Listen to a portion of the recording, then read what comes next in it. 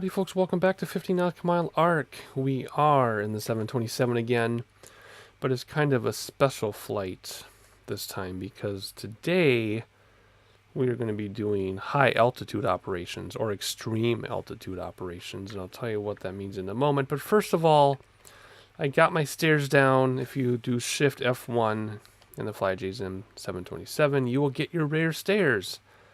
And I can't believe it took me this long to find that out, but I'm very excited about it.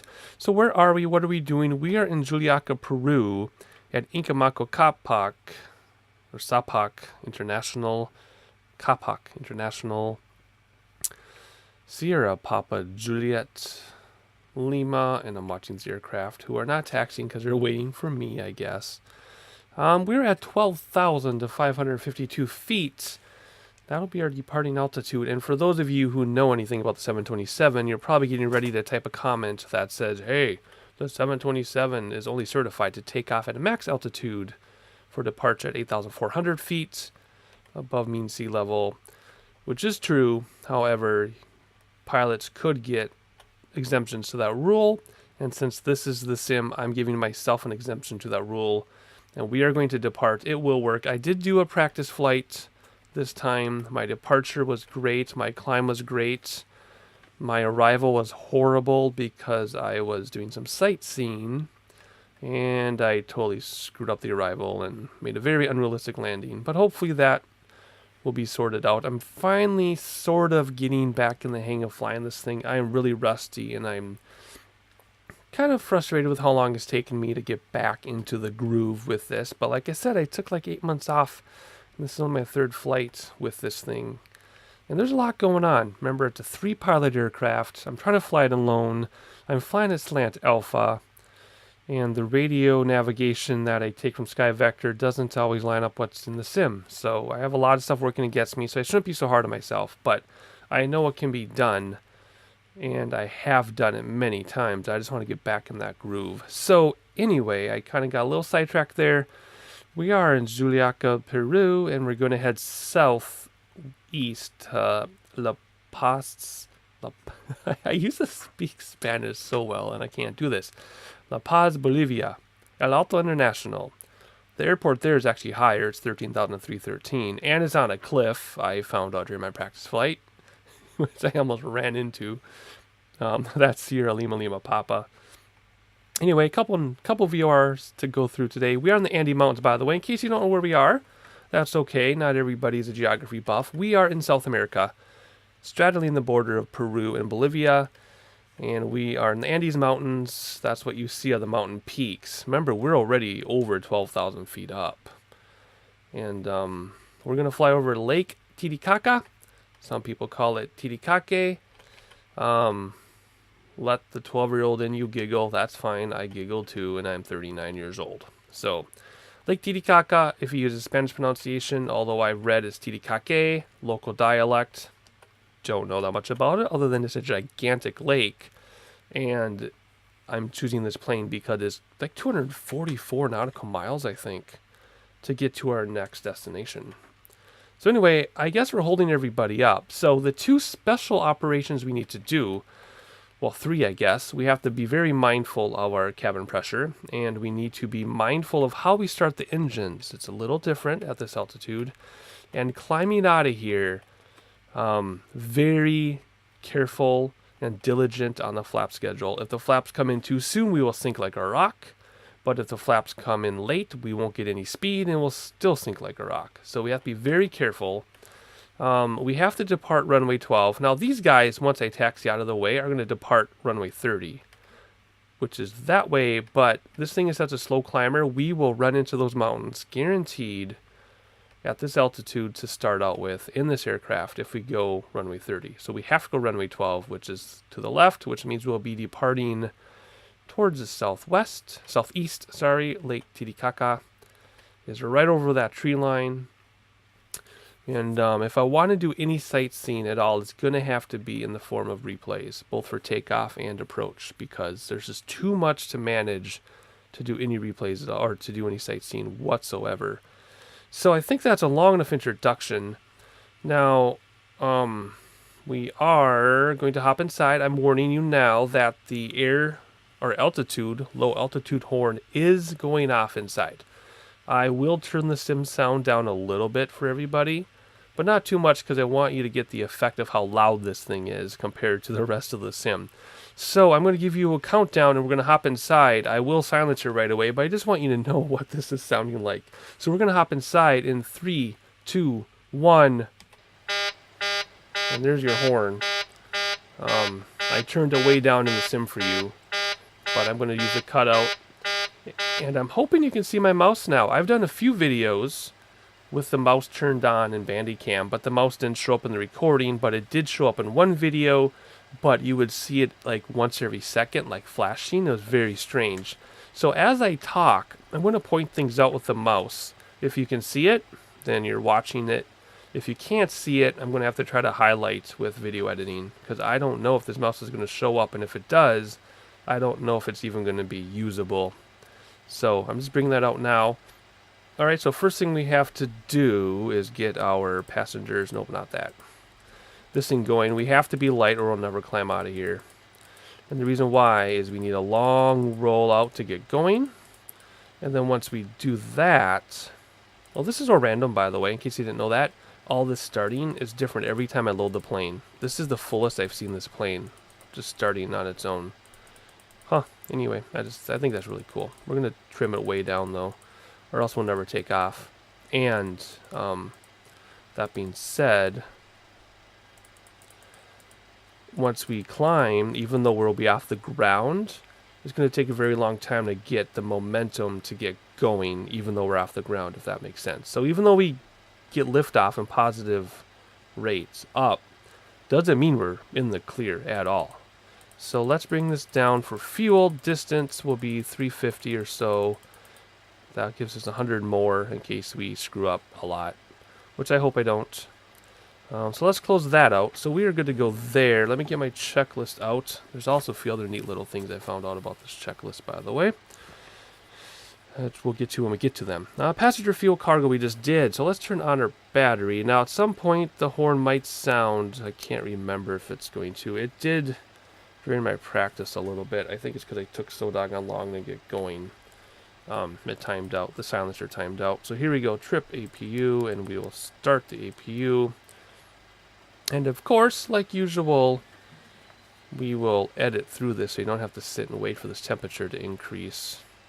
Alright, it's about there. I just want to take a moment to say how excited I am that this aircraft works in X-Plane 11, because I'm finding more and more aircraft that don't. For example, the Beaver that I like so much technically isn't compatible, but there's, oh, I did something wrong because external power didn't shoot.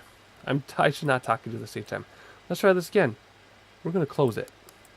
There we go. And external power turns off. Very good. So like the Beaver, for example, which I'm going to fly soon. There's an update coming, but right now it's not compatible. X-Plane 11. The old Beach 1900 I had to update. This Cessna 152 I flew a bit ago. That's not compatible with X-Plane 11. So I'm very excited this is. This did need an update. That's why it's version 2.1703 dot something. That's the update for X-Plane 11, in case you're not aware. Alright, so back to the checklist here. I just want to kill time while that APU started up. Alright, we're going to do some lighting going here. We're going to get our wing logo and beacon lighting going, and then we're going to arm this guy. Just go down to the arms. Stall warning, which we better not hear, because if we do, we're in big, big, big trouble. We'll never recover from it. Alright, window heat on. Like so. Now, normally here we do APU bleed, both switches. We're only going to do one, and we're going to let that build up, and I'll talk about why in a moment. That's part of our special start at this altitude. Okay, cooling doors are open. This is when we are brighten switches if we need to see what we're doing, and we do not. So we're going to disconnect air cart now, and ground power, and we should say running. And we do, yes, of course. Alright, DC to ESSTR, Gasper fan is on, right AC pack on for now. Air pressure, we will reach 31,000 feet today, only for about 45 seconds, and then we got to come down. During my practice flight, my descent was like 45 miles late. It was a disaster. All right, we're going to do 320 for landing altitude. Right now, it's on ground. That's fine. We'll turn that to flight in a moment. We'll start building pressure, and hopefully we will avoid that air horn again. Turn on a fuel pump. No smoking and seatbelt. I should actually put this in the beginning of my checklist so people see it when they board. So, all right, before we keep going, while everybody's boarding, it's time to bring in the stairs. Shift F1, stairs coming in. Good. All right, so now we're going to do our flight plan. Flight plan is mostly simple. We do have a 10 nautical mile DME arc, though, but let's do one thing at a time. So we're going to depart using VOR 115.5. I guess it would have been faster to go the other way, but that's okay. Whoops. 115.5 at 125. Let's hide the yoke degrees. 125. Whoa. I also want to take this time to say thank you to my new subscribers from the X-Plane 11 Facebook group. I've been dropping hints about my YouTube channel there, and it's been received well because people are noticing my channel, subscribing. So thank you to all of you. Welcome to the community. We do have a community here. We do have a lot of people commenting and things, which is wonderful. So thank you for that. 125 degrees, leaving 115.5. The next VOR then will very briefly be 115.7. And I say briefly because as soon as we pick this thing up, such a short range, once we pick it up, we're pretty much going to be doing our 10 DME arc, which means we'll be using this nav on the VOR for that. Okay, so 115.5, there's a big gap in between, so we'll use heading bug in between. Then we'll switch over to 115.7 at 124 degrees. Once we get within about 10-11 miles, we'll switch this back to ILS frequency, and then we'll just use nav 2 with, let me see if I can center this. So our DME distance is here. We have to keep that around 10, no less than 10, or we're in big trouble. In fact, I have to really look up if that's miles or nautical miles, because if that's miles, I have to do conversions for my DME arc for nautical miles, or else we're going to be off a little bit. But anyway, we'll keep it within 10 to 12 for now. And then this double arrow will kick in once we're close enough, and we'll use that to point at the airport to do our 10 DME arc. That's how that's going to work. You'll see it in action. It'll be fine. And then in the meantime, our ILS will pick up, and we will approach. I sure hope to goodness it works this time, because it was such a disaster last time. I'm going to clear us all the way to 31,000 feet. We're already at 12 and a half. So 31,000 feet on the altitude select. And I think, oh, that was my phone. That wasn't the air horn, although maybe jump. So that is everything for flight plan. I'm going to keep that handy, because I'm going to forget what I'm doing halfway through because I'm going to be so distracted from sightseeing. So now we get to come back over here, turn on the rest of the fuel pumps, and I'll tell you then the special start procedure for this aircraft. First of all, I got to close the cooling doors, I guess, which does take a while, but thank goodness I can edit and magically jump time ahead until now, because now they're closed just like that. Alright, so turn off the AC pack because we need that power. So this is what is going to happen. So this PSI in the middle needs to be above 30. If I open up both APU like we normally would and then start engine 2, our PSI will be way too low. See that? We will never start an engine right now. So we're going to close that one, and we're actually going to go 1, 2, 3, which we normally don't do. So if we open up the left one, and I just left. So left is at 4246. Left is at 46. So we should be able to start the left engine if I have everything else right. So let's start engine 1. And like usual, we'll come down here. And when it gets to 25, N2 will enter fuel. And if it doesn't hold, we will actually increase throttle just on that engine until the pressure builds up. Also notice how long it's taking N2 to build up. Much longer than normal, and we have to be patient after we introduce fuel, which I'll talk about in a moment here after we get past 21, 2, 3, 4, 25, introduce fuel. So normally at this point in the video I say for the sake of time we're just going to start the next engine, but we can't. We have to wait for this to stabilize at 60% N2 and for the low oil pressure to go out. Then we have to check our PSI, then we can start engine 2, and then engine 3, and then we'll be leveled and everything will be stabilized at that point. But look how long it's taking that percent to build up. And you will see on the other ones will go much faster now. But we have to be patient. We have to actually let this run its course, or else the engines will just turn off and we won't get anywhere. So there we are, about 60 now, and the pressure light went out. So let's hop over here. And there you go, pressure is up to 56, so that's good. Let's open up this bleed. It's going to come down, but they should meet at 30. Oh, it's at 29. Oh, it's going up. Oh, let's hope that's enough to get this next engine started. It should be. If not, we'll have to increase throttle on the first one to build up the pressure. But it looks good. See how much faster this one's climbing? So that looks good. Okay, we might be fine here. That was a close one. When I did my test run, it was like 34%. So I'm not sure what the difference was there. Maybe it's the weather causing problems. There's 24 and 25. There we go. So now at this point we're going to start a taxi back. Because normally we taxi back with the engines start while we start the engines, but because it's taking so long, I wanted to get started first. So we get to call the ground crew. This is my favorite part. I love doing this. Are those airplanes still behind us? They are. Well, they're going to get some jet wake, I guess. Turn on the ghosts, and we want to go the other way. And we want about 9. He's going to go right on that guy. Poor guy. Let's just go like this. Let's see. Actually, let's go like that and bring this in. Whoops, in I said. There we go. He's going to get some jet wash, but so be it. Release the parking brake. Hit auto. That'll taxi us back.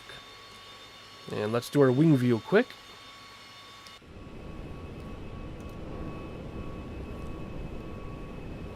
Our nice wing view of the taxi. How fun is that? Alright, let's get this other engine started. Alright, so we're going to check pressure. There it went up to like 35. We'll open up that bleed. Pressure is stable now. Didn't even move at all. So that's good. So let's hop up here and start engine 3. Close the guard. And this one should go the fastest of the 3. And it definitely is. Look how fast that one's climbing. We're already at 10%. The other two are holding at 60. So that is your special procedure for starting this aircraft at a very, very high altitude. Or for this thing, this is an extreme altitude. Given we're well above 8,400. So let's let that stabilize. In the meantime, let's see how our taxi is doing. And we're still taxiing out. That's good. We're going to run right over that guy. I assume collision won't get in the way and stop the sim. It should be okay. Oh, you can hear that other engine starting up. That's awesome. Alright, we need to turn on the hydraulics, but we can't until we're stopped moving, or else our nose wheel will stop and we won't be able to finish the taxi. So we have to wait till we stop taxiing. Oh boy. Maybe we'll go over the top of them. That's pretty funny. Oh boy, are we going to stop in time, do you think? What do you think? Oh, we're going to run them over. Oh! Oh, wow. That was good. Good. No jet wash either. I guess there will be once you start to taxi. Well, that's pretty funny. Looks like he made it. Let's hop down here and turn on our parking brake. There we go. Alright, now we can turn on our hydraulics. This is nose wheel gear stuff and flaps. Pressure's building nicely there. We're going to come up here and close our gen ties. So in version 1, there was a version 1. Some of the stuff wasn't modeled. Then version 2 came out, still X-Plane 10. Then X-Plane 10 came out, or 11 came out. And there were some issues, so some of this had to be redone. That's the reason for the version number, as I mentioned before. Both AC packs can come on now. You see the pressure's coming down, but we're still running, so we should be good. Cargo heat to normal. Let's see. AC meters to Gen 1. Make sure there are no lights, and there are no lights, so we're good to go, and our engines are still running, so we've done everything correctly so far.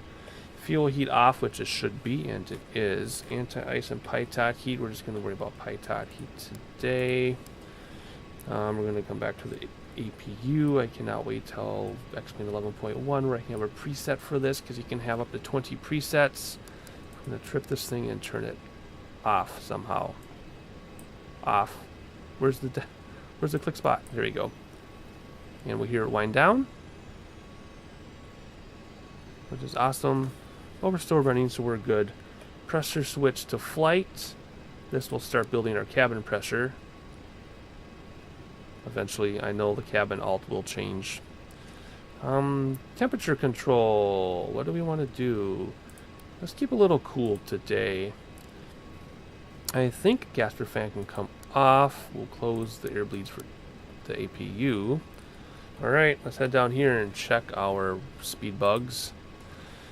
Wrote 20 flaps. So 20 flaps is 4 o'clock on the dial, on the flap dial over on the right side of your screen. Since the numbers are so small, I have to memorize the position of 20 because I can't see 20 when we're flying. 109, we're light today, which is good. Whoops, keep clicking the wrong one. V card, and then our flag there. We will try to get to 250 knots, and then we'll climb at 280. Actually, you know what? We're so high up. I'm just going to do 280 right now. 280. This model is intended to climb at 280 knots at 92% N1, in case you're curious. We're going to come down here somehow, and this will be a preset too once we're updated for my TCAS and weather. I'm going to let that boot up a second. We'll turn on TCAS in the meantime. Let's do our taxi. Let's do strobe navigation and taxi lights. And RTO, we'll put flaps down in a moment. Let's see here. Alright,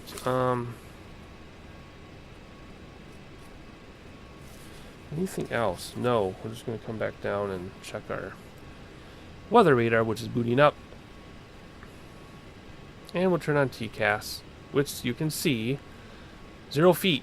Someone behind us, 0 feet, because if you look, he's still there. As is the 737, I believe. Yes, he is. Yes, alright. What is next? Next is to taxi out of here. Let's get our first set of flaps down. Let's taxi from behind, because I like to taxi from behind. Release the parking brake. And let this thing roll. Now, runway 12 is to the left. The other two aircraft are going to taxi to the right, and they're going to take off first, I think. Look or listen to how much throttle this takes to get going in this high altitude. Just to taxi. That is something else. Some more flaps down.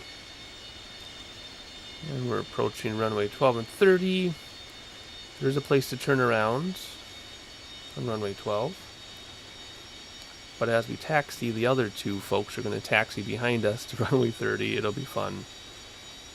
And with the air so thin, I think that Beechcraft has a hard time taking off. We'll see. We'll watch them take off. It'll be fun. But we just have to taxi out here. Alright, we're going to try to taxi from the front. Even though it's just reverse, and anybody who does RC, cars or airplanes, understand the reverse controls when you're looking at the thing you're controlling.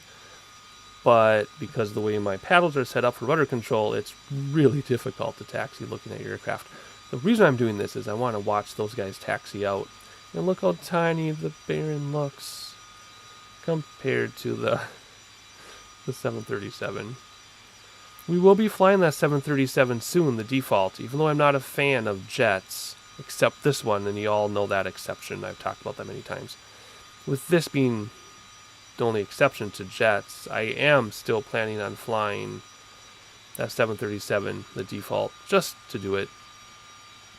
Oh boy, now my camera's going crazy. Let's try a different camera view. There we go. That's better. Much better, okay. I should probably, though, keep track of where we are. Where we got to turn around. Oh, we have a long ways to go. Okay. Alrighty, they're taxiing that way, we're taxiing this way. I will see you at the turnaround.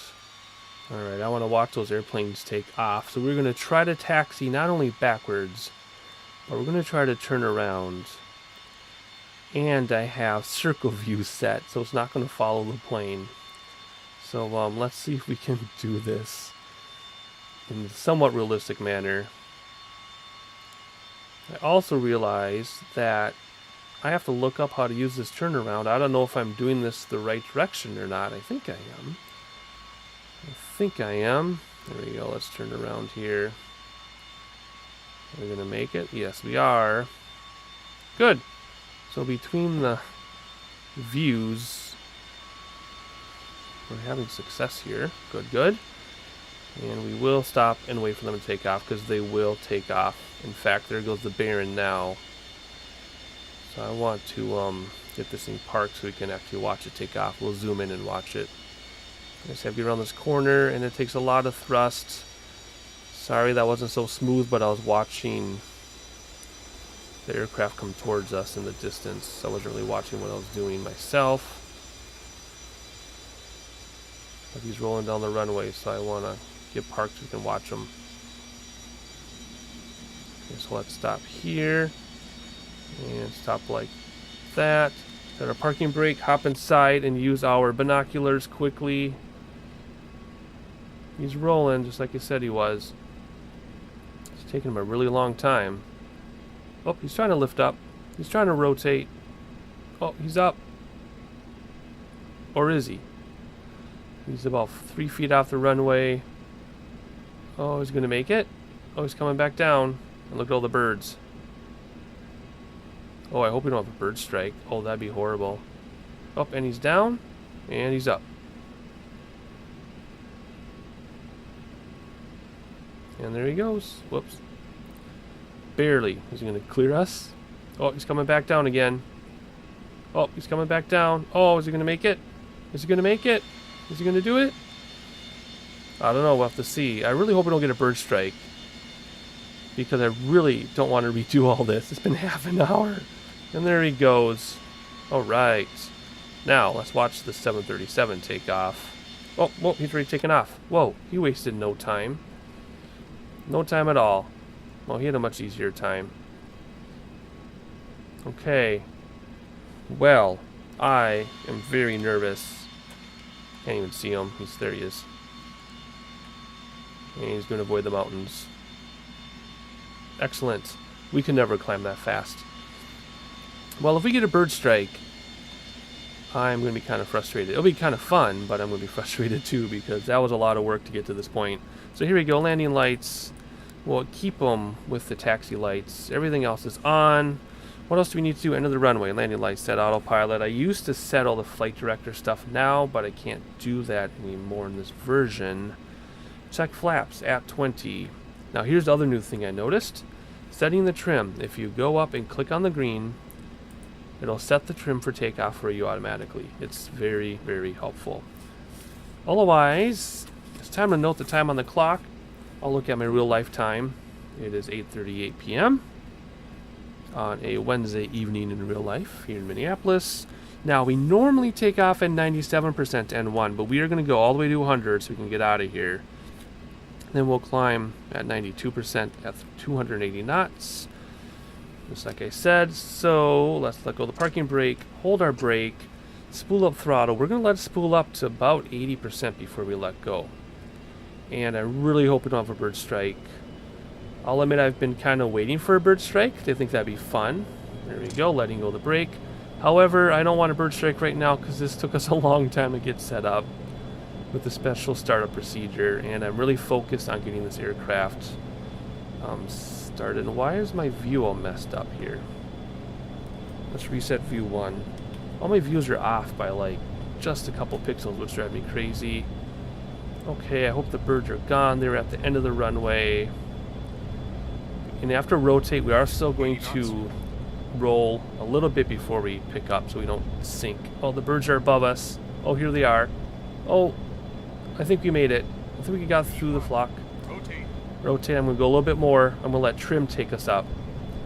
And I want to take off. And there we are. We are airborne.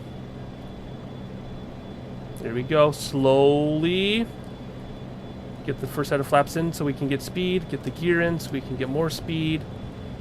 Flaps again, but keep it steady. I am hand flying. See, we're going to level off and we're going to sink if I'm not careful. See, we got to keep up. We got to be careful.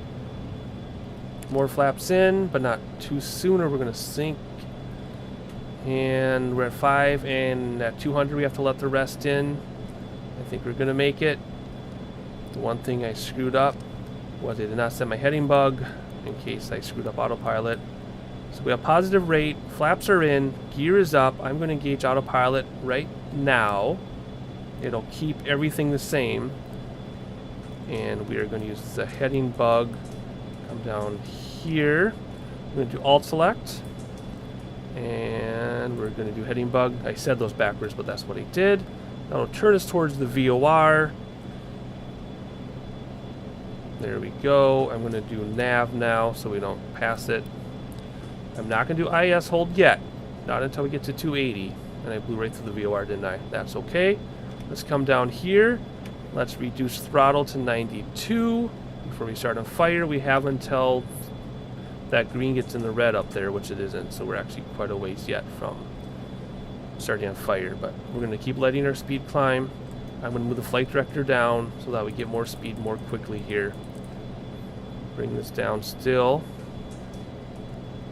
There we go. There's 94. There's 92. As soon as we hit 280, we're going to engage IS hold. So we're going to come down a little bit so we get that speed going. We'll clean that up. We'll keep our landing lights on for now. Are we ever going to get there? Yes, we're getting there. I just don't want to do IS hold yet because we'll nosedive to get that extra 40 knots. So I'm wait just a little bit more. I'll actually check my N2 while we're there. We're at 93%. Bring that back a little bit. And there's 270 knots and 280. So we'll do IS hold. There we go. We are ready to go and cleaned up just before Lake Titicaca. Let's look back at our... Whoa. See, it's adjusting for IS hold. Let's look back at the city, Juliaca, in Peru. There you go. The airport, end of the runway goes right into the city. So, now that we're all cleaned up and stable and everything, we are going to watch a replay of the takeoff. So let's do that right now. Alright, we're already rolling, and I hid the replay controls. But I figured instead of watching from the very beginning, we would just start halfway down the runway, or a third of the way down the runway. I don't see the birds in the replay, though. They were there. They went over our head. There we go. Slow rotate. Very slow rotate. Oh, there were the birds. There we go. That was so delicate. Oh, I'm so happy. That turned out so well. Look at, very careful. See, we almost sunk. Got to be very careful. High altitude or extreme altitude operations. We'll let this go a couple more seconds here before you jump back to real time. Oh, that is so awesome. And away we go. Alright, let's hop back to real time.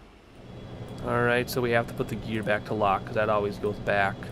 We'll keep landing lights on a little bit longer. I think we can turn off auto brakes. What else after takeoff? Auto pack cut out to auto, which is already on auto. And there we go. Nothing to do now except manage our... Oh, we're going to go through a serious layer of clouds already. Look at that.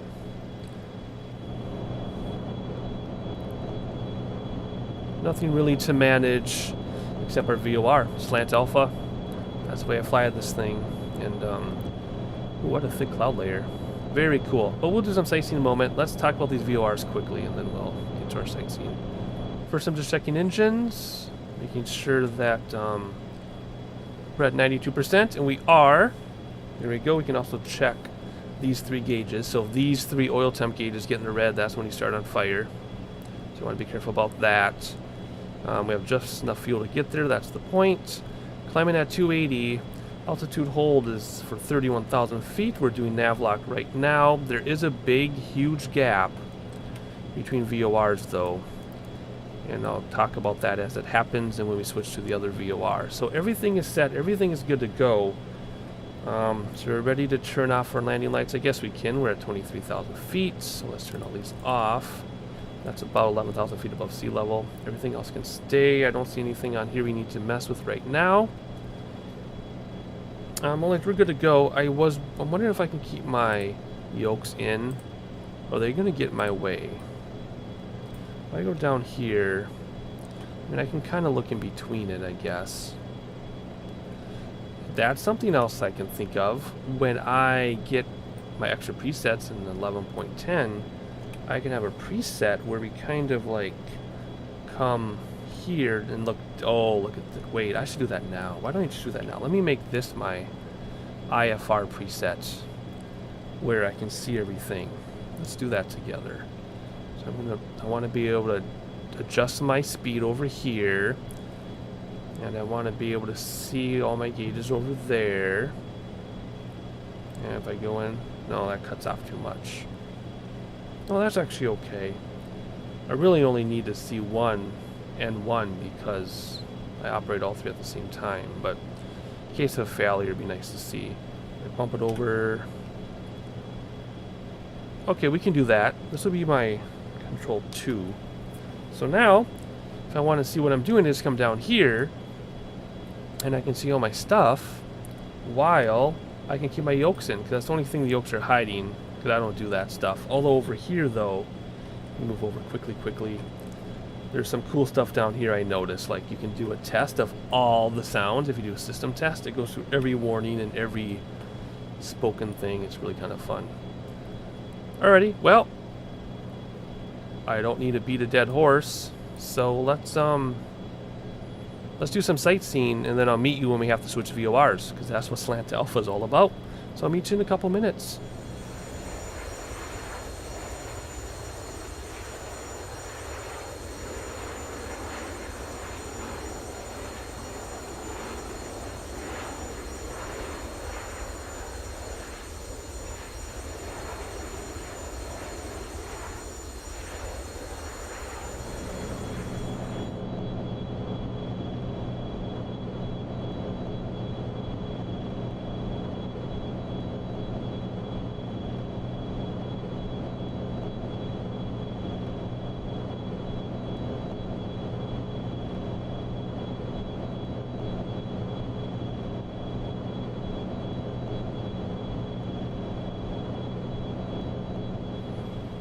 Alright, we just reached, I'm climbing our cruise altitude, so I am drawing back the throttle so we don't overspeed. Of course, I'm looking at my knots. We're at like 320 right now and still climbing, so I'm still bringing back throttles.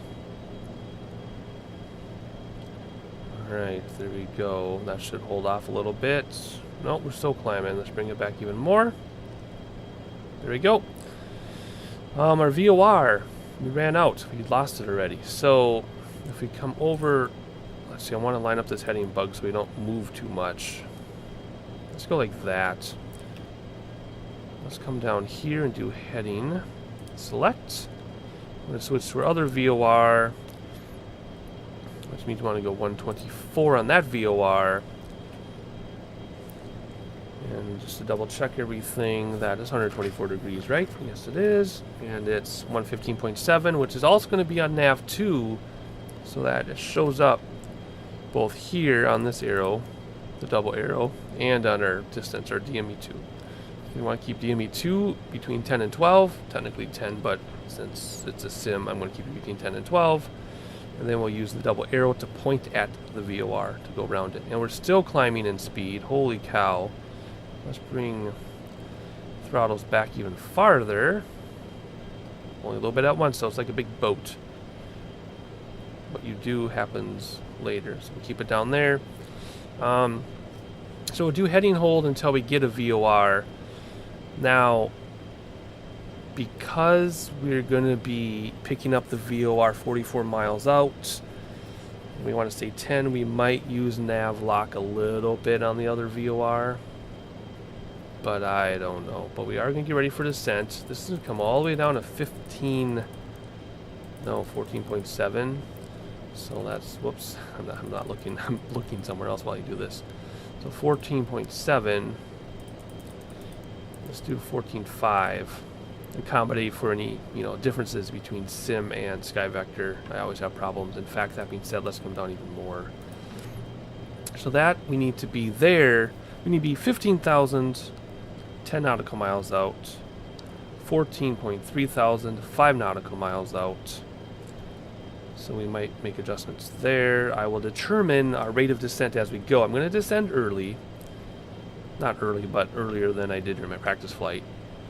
And then we will adjust our rate of descent based on if we're ahead or behind, whatever. What I want to avoid is using spoilers and coming crashing straight down to meet our goal altitude. Alright, so nothing else to do now until we pick up the VOR and get within 12 miles or so for our arc. So all I need to do now is just check our airspeed, because we are cruising. We're doing 310, what, I can't see that far. If that's 350, 63, we're doing 320 knots. Okay, I had to squint. Alright, we're just going to book right along. I'll check in on my speed. I'll check in on the VOR. We will do top descent soon, so we'll do a little bit sightseeing of these mountains. Like I said, more sightseeing will have to be done in replay mode. Oh wow, we're already over the lake. And my Bandicam is screwed up. Alright, let's look at the lake quick. So that's just a small part of the lake. The real lake is back here. Look at that. We crossed that whole thing already. Sure didn't take very much. Oh, this is my Bandicam making a stutter. Anyway, it didn't take much time to cross this lake. In a smaller aircraft, we'd barely be getting over it. So, it's about time to come down already. Because if we look, well, you can't really tell from here, it hasn't loaded yet. But our city's right up off the nose now. So, let's just start coming down now, I guess. Let me think. Why do I have to think about this? We are going to bring back throttles. Do Alt Select or IS Hold. We'll do Alt Select, but I don't want to do IS Hold yet because it'll make us point up to slow us down. And we are going to come down. Oh, 41 miles. There we go. We're actually going to bring this all the way down to 200. Normally you descend at 300, but because we're so darn close already, we're already 40 miles out. I have to buy us some time. So I'm going to just let it coast and slow down on its own, and then once it does, I'll engage IS Hold. But All Select is there. We can do the VOR now. So let's do nav for the VOR. And then once we get closer in miles, we will use heading hold to do our arc. So there we go. We are just going to wait for stuff to happen. I'll turn on landing lights and stuff soon, but that's it. Let's do a little bit more sightseeing. We have about a minute, maybe 2 minutes of sightseeing we can do, so let's do that. And then I'll catch you in the cockpit in a moment.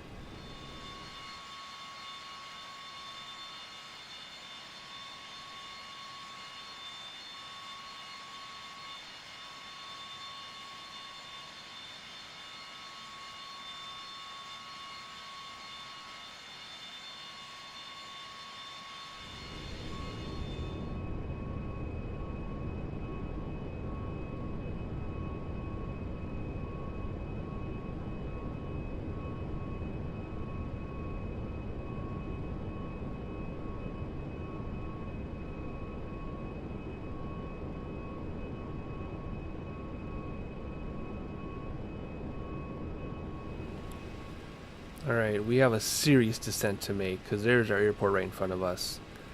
Oh, that's so beautiful, though. I just want to sightsee. So my point is, I'm going to let the speed brakes out all the way. We're just going to hold them off for a while. Which means I get a chance to tell my favorite story, which I have told before. I was flying back from Chicago to Minneapolis. It was the last flight of the night. It was like a 9:07 p.m. flight.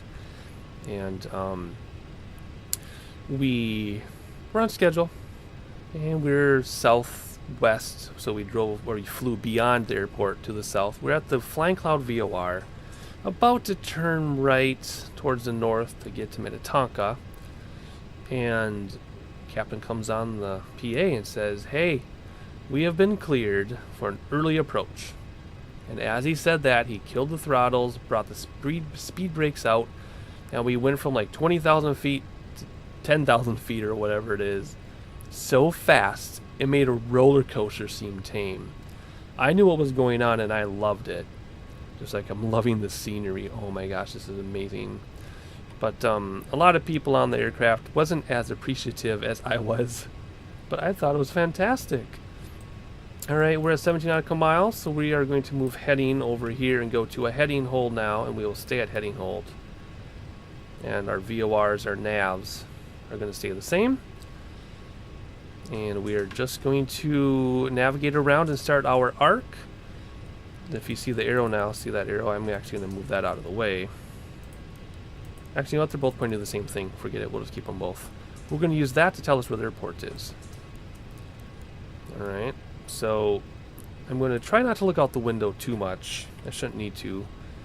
Actually, I totally misspoke. We have to change this to 110.3. There we go. That's our ILS. And we're picking it up, and it says we're too high already. So let's come out farther. And let's set this guy to 97 degrees. There we go. So now we know our airport, the direction of our runway, and we can use this double arrow to know where it is. So we are going to go out farther, and we are going to buy a lot of time. We're going to go out more than 10 nautical miles because my descent was way too late because I was too busy talking, and it was such a short flight. But we have to avoid these mountains too, though. So we're at 23,000. We have to get all the way down to 15. Oh, goodness gracious.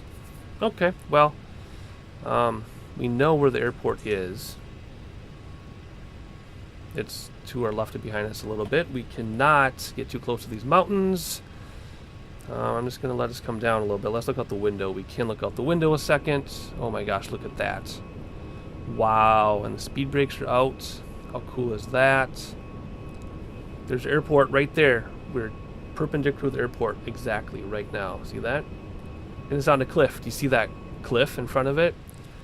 Got to be careful. Or what are we at? 21,000. We're doing well. We're doing well. See the ILS? We're crossing the runway right now. Alrighty. Can we turn back yet? 21,000. We got to get down 6,000 feet very quickly here. And we got to slow down too on top of that. So let's see if I can start turning this now. All the way to the direction, actually a little bit beyond, so we can pick up the ILS. And if we have to nosedive this thing, I'll go autopilot and do it. But I would really like to pick up glide slope, which is the other thing I was going to talk about. So I usually will do auto glide slope until we get close to minimums, and I'll take over and land. However, what's confusing is the past couple times I haven't been able to pick up auto glide slope. It just flies right through it.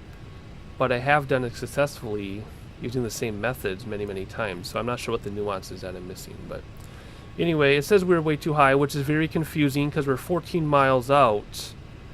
And we're at 18,000. My chart says 10 miles out, 15,000. So we will see if we catch up to glide slope or not as we get down. So if we're at 10 nautical miles, if we're at 10 miles, oh, my Bandicam is hitting an hour. That's why it's doing that, sorry. If we get to 10 nautical miles, or 10 miles, and we're at 15,000, then we're fine. Oh, okay, the glide slope's coming up. Oh my gosh, why does Bandicam have to do this now? Oh my gosh, not the time to do this. Alright, we're at 17.5. See that cliff in front of us? We gotta be really careful. In fact, let's move this up to, whoops, no, not you, this one. Let's do 14.5 just because of the cliff. All right, so now My understanding is I should be able to do auto glide slope now. Well, I'll wait till we start coming down again. Okay, let's actually bring in the spoilers now because we're below glide slope. Let's actually bring this up to 15 because we're ahead of schedule, which I can't believe I'd ever say. All right, spoilers are armed, right? Spoilers are armed. Landing lights are on. No, they're not. I didn't turn those on. And auto brakes to max. And we'll just do this. And I will... Okay, glide slope's coming down. Let's do auto glide slope. Let's see if it works. If it doesn't work, I think I could do manual glide slope and it'll force itself. I was reading that somewhere. That if auto glide slope doesn't work, you can force manual or something. So let's do gear down. There we go. And we're about ready for our first set of flaps in a moment here. Yes, we are. Now we got to manage our throttle. And I'm really hoping glide slope catches because we're about to fly right through it. If not, I'll just hand fly. Let's actually catch this a little more to the left here. Just because we're so close. See, nope, it went right through the glide slope. I don't understand what I'm doing wrong. Well, kill autopilot, we gotta go in manually because we flew right through it, so. Huh. I don't understand. Like I said, I went back, watched my videos. I'm doing the same method I've always done. And we're about to cross over the runway right now. I'm looking at my gauges, not out the window, by the way. And I'm way too high, it says. Oh, are we going to line up with this runway? Are we going to do it? Am I actually going to line up correctly? Oh my gosh, I'm going to do it. Yay. See, normally I let autopilot do this part, but it hasn't been working.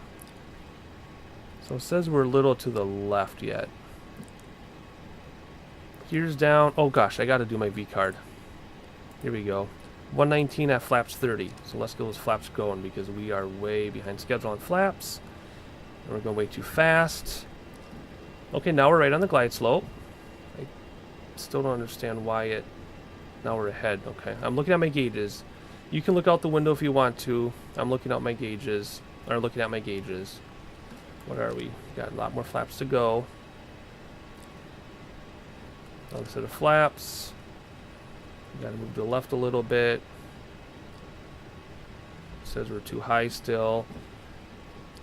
Oh boy, this isn't very smooth. One more set of flaps. There we go. Flap set, spoiler set, gears down, lights are on. We want to do that 119 plus 5 plus gust. 119 plus 5 is 124, which we're about 130 right now. Plus gust will stay about, well, let's go a little bit faster for the approach and we'll come down. Alright, we're lined up perfectly on the ILS. If I look out the window, there it is. Runway in sight. More speed, more speed, more speed, more speed, more speed. We're coming low now. See, there's a cliff in front of us, see? You cannot look out your window, because if you look out your window, you're going to crash into the side of that cliff. So you want to use the glide slope on your HSI. Oh my gosh, my throttle is full, and we're not gaining any speed. I probably shouldn't land with this many flaps on this high of an altitude. Now we're getting speed. And now my glide slope thing lit up. I guess I could try to get my... whatever. Man, we're getting blown around here a little bit. Now we're too high. That's okay. As long as we land. This is a very, very long runway. Keep the speed up, keep the speed up, keep the speed up, though, because we're sinking. We're sinking fast. Oh, this is really hard to control in this altitude with full flaps. I probably should not land with this many flaps. Alright, I'm going to be quiet now and land this plane.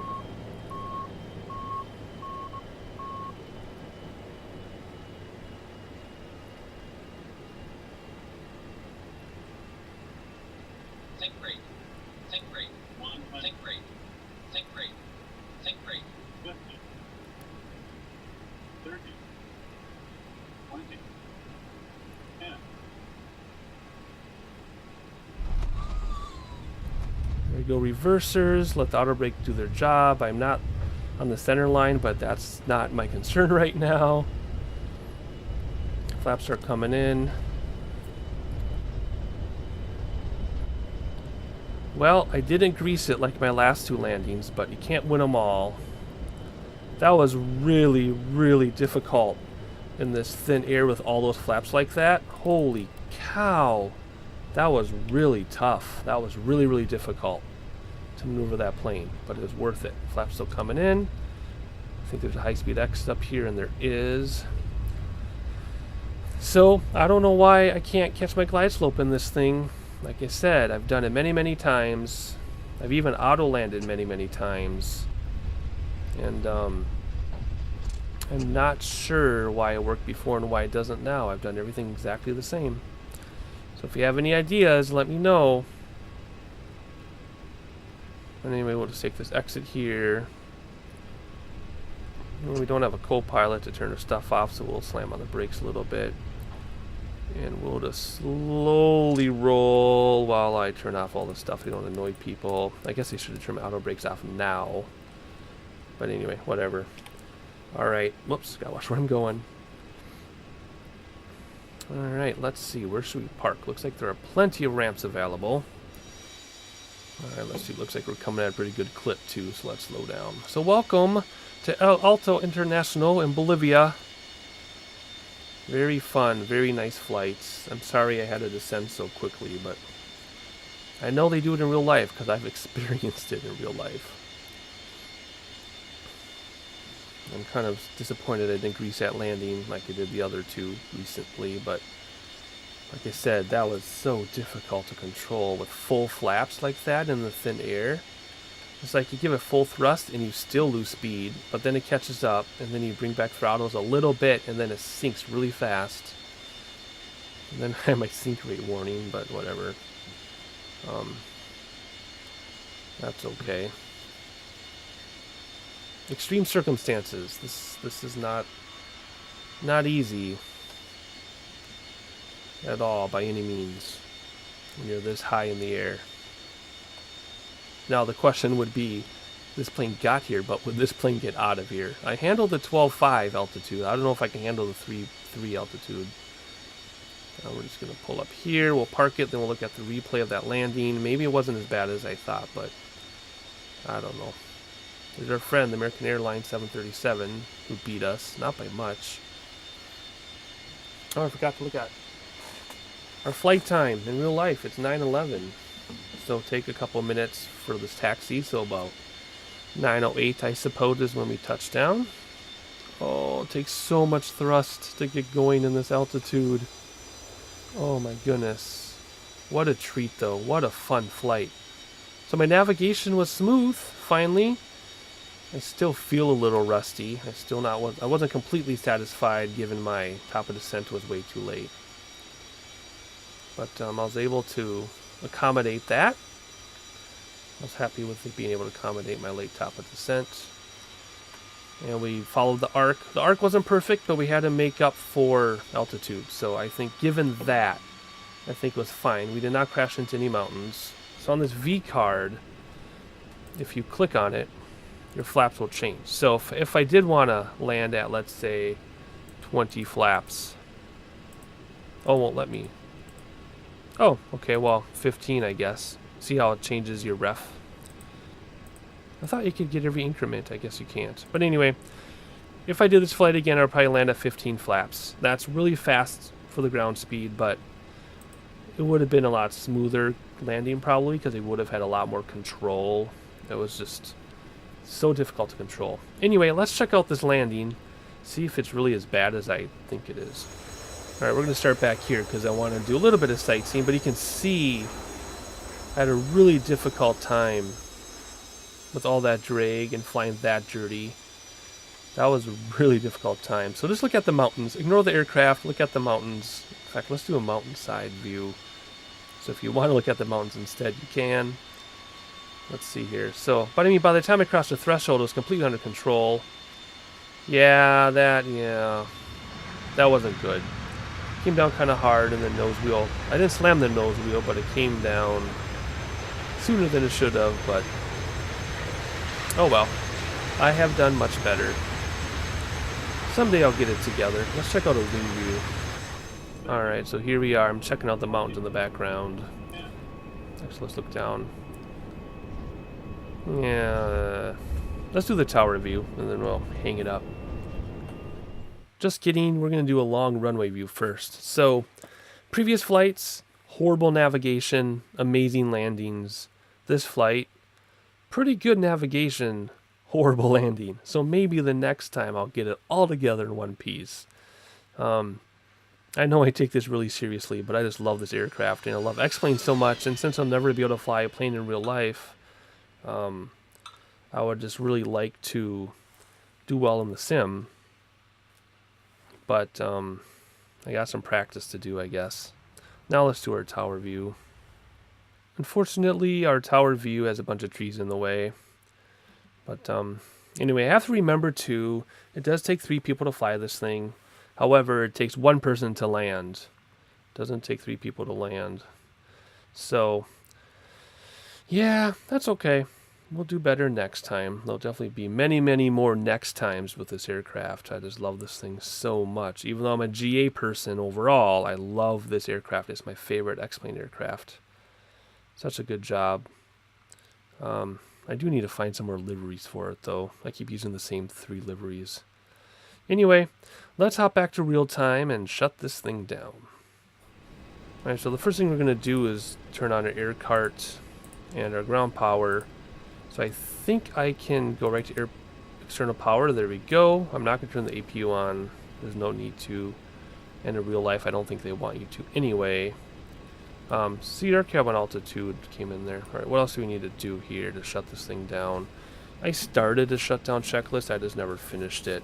Let's see. Actually, we're just going to come down here and shut off fuel first of all. See, now my preset got screwed up again. So strange how that happens. Lights, those can come off. This can all come off. We'll just keep the wing light on for now. We can probably turn off a bunch of this stuff. It's the last flight of the day.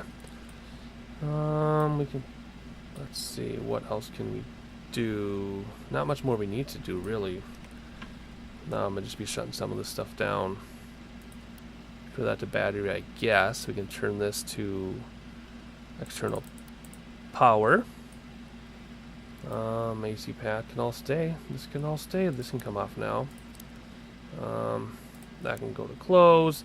Now our cooling doors would have been opened again at some point during flight, either right before he took off or right after he took off, something like that. But it takes so long and it's hard to do when you're trying to manage aircraft that I don't need to worry about it. It's not going to affect, it's not modeled to do anything. That's why I don't return to these, but just be aware they would be manipulated at some point.